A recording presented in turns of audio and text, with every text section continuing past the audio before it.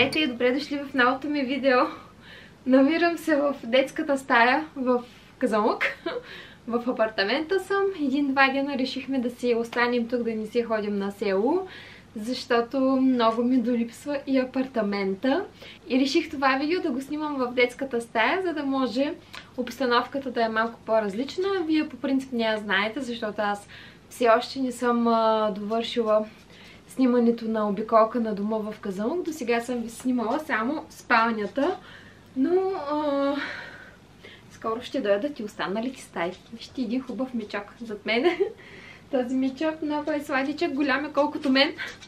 Така, както и да е. Защо снимам това видео? Значи в това видео искам да разкажа за нашето пътуване до Гърция, до морето. И да ви разкажа къде бяхме на море, къде хапвахме, къде закусвахме, горе-долу да си имате на представа и вие, ако решите да отидете до Гърция, в кои места може да посетите. Значи, тръгнахме за Гърция в петък сутринта, точно така, петък сутринта, днес сме понеделник, снощи се прибрахме. Бяхме на границата към 9:30, петък сутринта на границата имаше опашка до Лукойла. Горе-долу мисля, че това е около 2 км и минахме границата в рамките на 30-40 минути. Максимум 40, не сме чакали повече. Бяха пуснати двете колони. Имайте в предвид, че ако тръгвате за Гърция, ако пътувате с деца и единият родител, ако отсъства, задължително трябва да имате пълномощно за излизане извън страната от другия родител. Пълномощното не трябва да е преведено на гръцки, на български е достатъчно.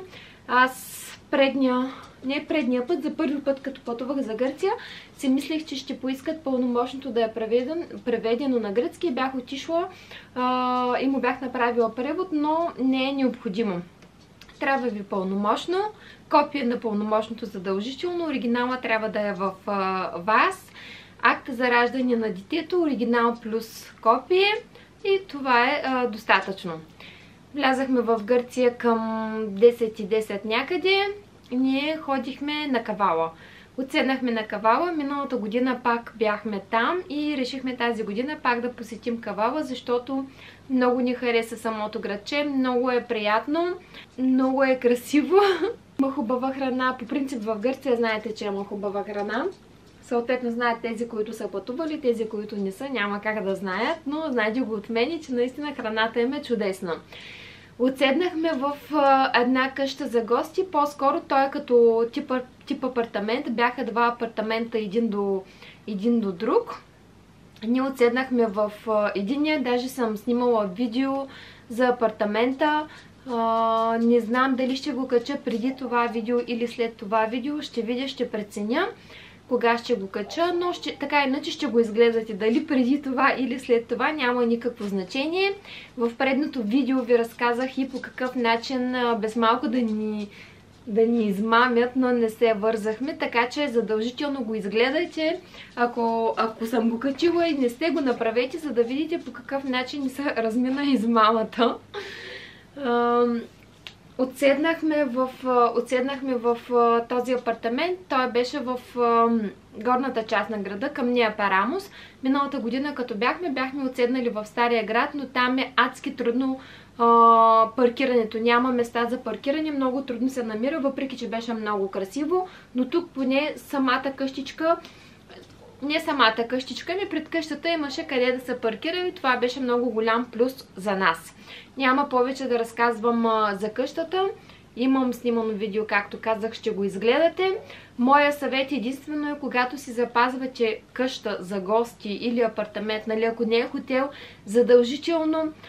задължително си запазете къщата чрез букинг. Или намерете си къща чрез букинг и след това звънете на човека и по този начин, защото наистина на косъм ни се размина измамата. На плаж ходихме на Амалфи, там знаете, всъщност тези, които са ходили ще знаят, не всеки ще знае. Там има една много голяма ивица от плажове с бич барове. най-различни, няколко вида са бич баровете. Миналата година ходихме на Ларок, всеки ден бяхме там и един ден на Пепони. Ларока много ни беше харесал, но тази година като отидахме, нещо не ми допадна. Ларока беше много променен и плюс това нямаше и места, защото ние отидахме късно, бяхме там към 12 и нещо. Нямаше места, иначе мога да ви кажа там за ценичките. Шезлонгите, които са на по-задна линия, са по 10 евро, а тези, които са на първа линия, са по 15 евро се заплащат чадърите там на Ларок. След това отидахме на плаж на Paradise Beach. Няма такъв плаж. Наистина е страхотен. Адски много ни хареса. 2 дена, петък и събота, реално бяхме на Paradise Beach.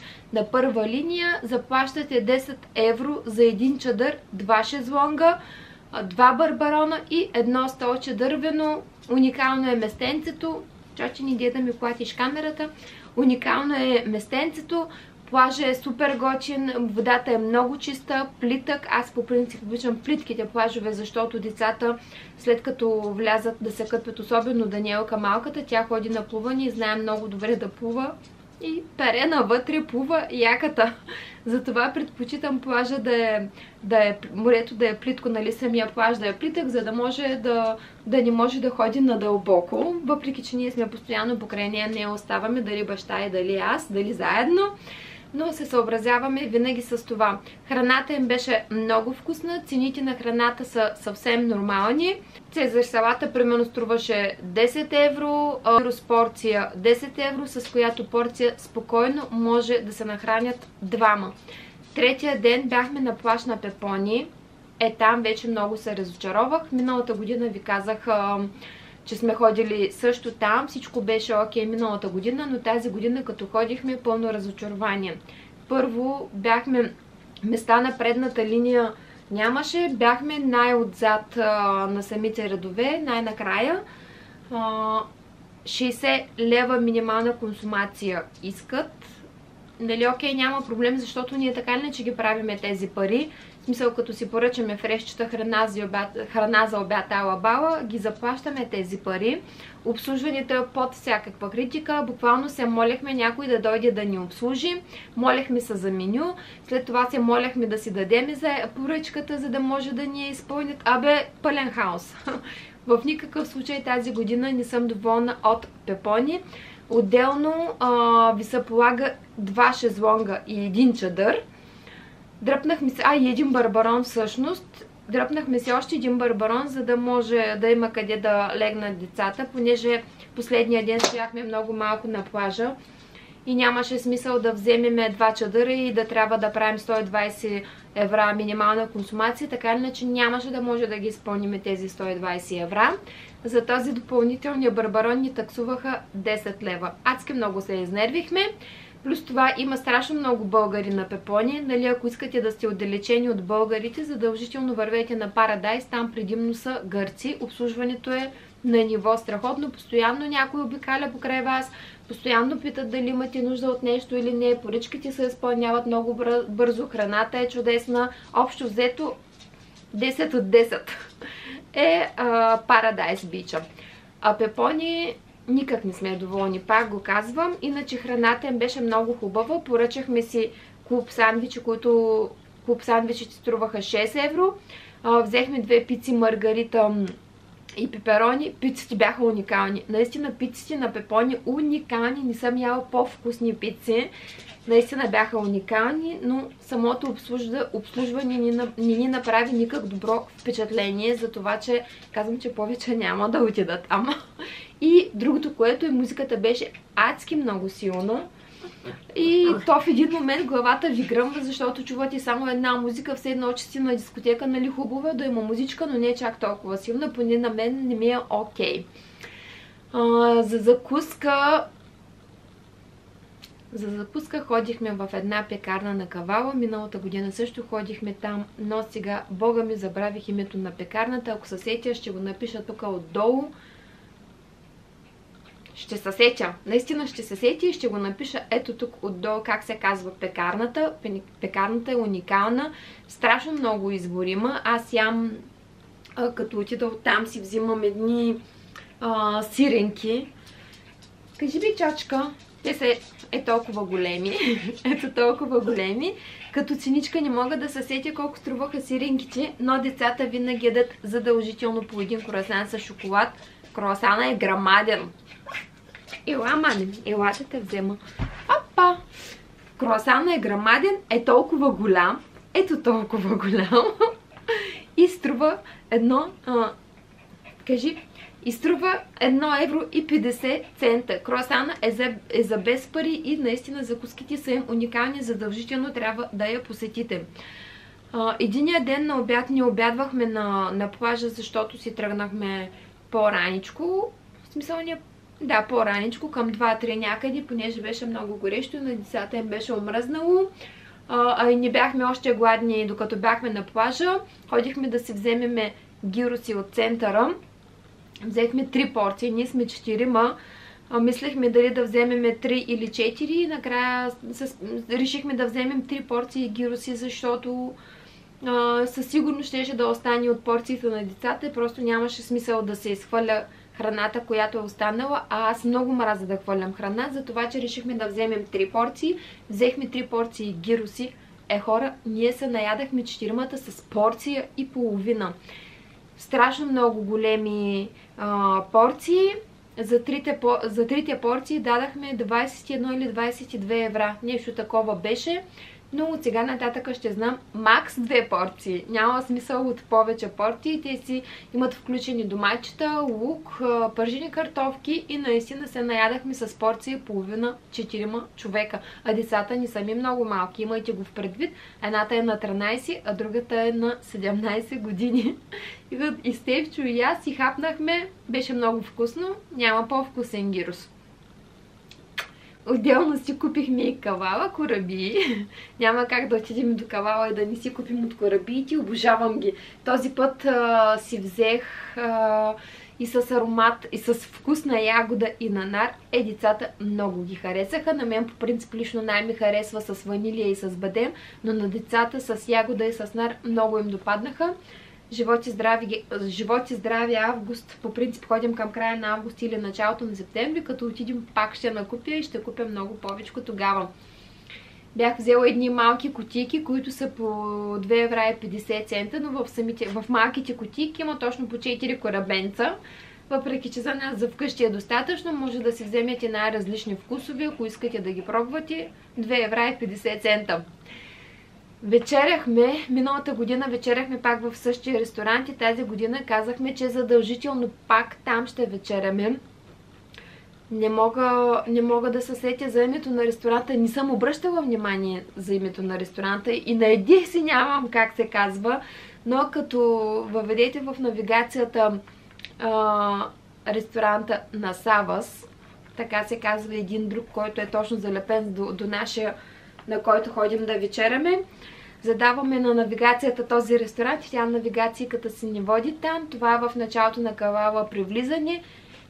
Като влезете на кавала, от дясната ви страна ви се пада един шел и веднага след шела завивате наляво пресечката, която е наляво. И там се намира ресторанта, но е вътре в едни улички, за това, че задължително първия път трябва да отидете с навигация. Ние вече горе-долу кавала го познаваме, знаеме нали кое къде се намира, за това, че на нас не ни е необходима навигация, но вие ако решите да отидете задължително с навигация, трябва да отидете. Обслужването е на топ ниво. Храната е на топ ниво. Значи сервитьорите знаят български, английски, турски, гръцки, какъвто език искате такъв. И самия ресторант е точно до морето. Сядат си на масичката, до моренцето си, гледката е уникална, има корабчета, които ходят за риба наредени по кея. Много е красиво, адски много е красиво. Това, което ми направи впечатление е, че първата вечер, като отидахме петък вечер, като вечеряхме там и си запазихме маса за следващата вечер и пожелахме да е същата, понеже ние като отидахме твърде късно и покрай морето нямаше свободна маса и си запазихме една маса, която е по-навътре. Казахме, че може да е същата маса, няма никакъв проблем. Хората попитаха как се казваме, дадахме името на Стефан. Човекът каза, окей, записвам, резервацията ви е приета. Отиваме следващата вечер, посреща ни един друг сервичор, който не ни обслужва той предната вечер и само вижда Стефан и вика: Стефан? Той знаеше как се казва Стефан. Знаеше кои сме ние.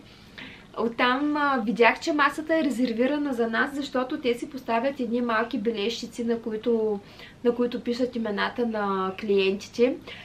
Но когато отидахме, имаше свободна маса покрай морето и той човека ни настани там. Още по-хубаво ми стана, защото покрай морето да седнеш да си хапнеш рибка, страхотно. Няма такова чувство. Супер готино се почувствах от това, че ни познаха, от това, че ни настаниха на супер прекрасно място.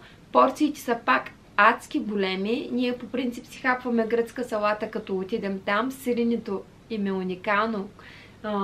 Сиренето, което е в салатата, маслинките са уникални, вкусена е с зехтинче. Отделно към самата салата си има люти чушленца, които люти чушленца са много приятно люти.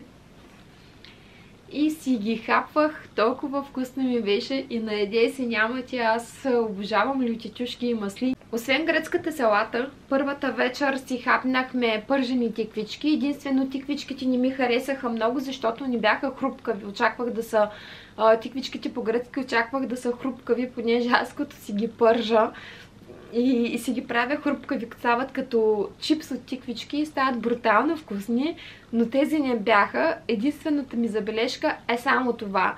Хапнахме си пържени тиквички, ядахме миди пържени на тиган. Задължително трябва да опитате от тях. Бяха много вкусни. Само да се сетя какво хапнахме друго.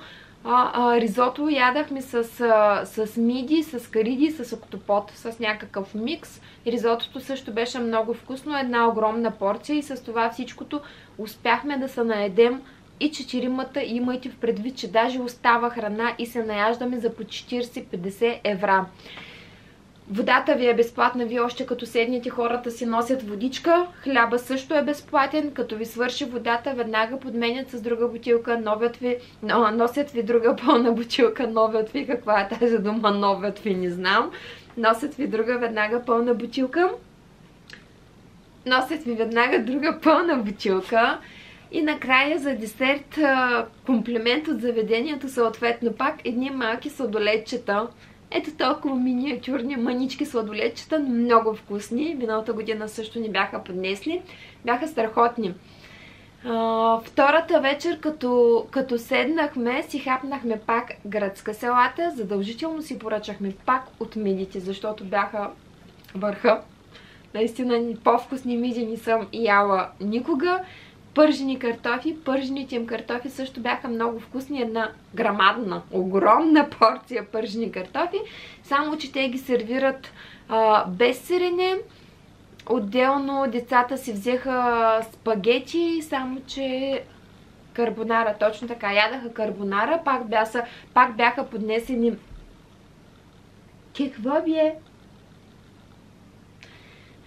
Пак бяха поднесени много хубаво, украсени, направени. Наистина хората си разберат от работата. И отделно си хапнахме пържен сафрид. Аз сафрида много го обичам. Сафрида ми е една от любимите риби. Имаше сафридче, хапнахме си сафридче и естествено пак водичка с хляб. Комплимент от заведението, плюс малките сладоледчета. Даже децата вече като знаят, нали, като знаеха, че ще има сладолед и с нетърпение очакваха и питаха: ще има ли сладолед? Естествено, че ще има, как да няма. И всичкото това пак за 40-50 евра спокойно може да се наядете. Ако сте повече хора, може да си комбинирате, да си поръчвате различни храни, защото ние като седнем правим така, гледаме да поръчваме различни, за да може да опитаме от всичко по-малко. Наистина хората си разбират от работата, порциите са им страшно големи, много вкусни и на супер цени. Неделя тръгнахме наобратно да се прибираме. Движението беше доста натоварено. Мислехме да тръгваме към 3-4 часа, да не е по-рано от 3-4, защото когато четах в групите кога се минава след обяда, кога няма много хора на границата, всички пишаха, че около 4:30-5 часа е много спокойно и мислехме да тръгваме по принцип към 3, но след като се изнервихме на пепони, просто си казахме, че няма смисъл да стоим повече и по-добре да си тръгнем. Както и да е, тръгнахме към един и нещо. На последните бариери на излизане от Гърция, бариерите, на които се плащат тол таксите, имаше страшно много голяма колона, може би около 4-5 км. И накрая гърците, като видяха, че колоната е огромна, ни пуснаха безплатно. Просто вдигнаха бариерите и започнаха да мятат, да минаваме, да заминаваме и никой да не се бави. Това ми направи пак страшно впечатление, защото тук в България никой няма да го направи. Бяхме на границата около 3 часа, точно така, около 3 часа. Имаше опашка до последния завой преди първият тунел на влизане от България, но минахме точно за 3 минути.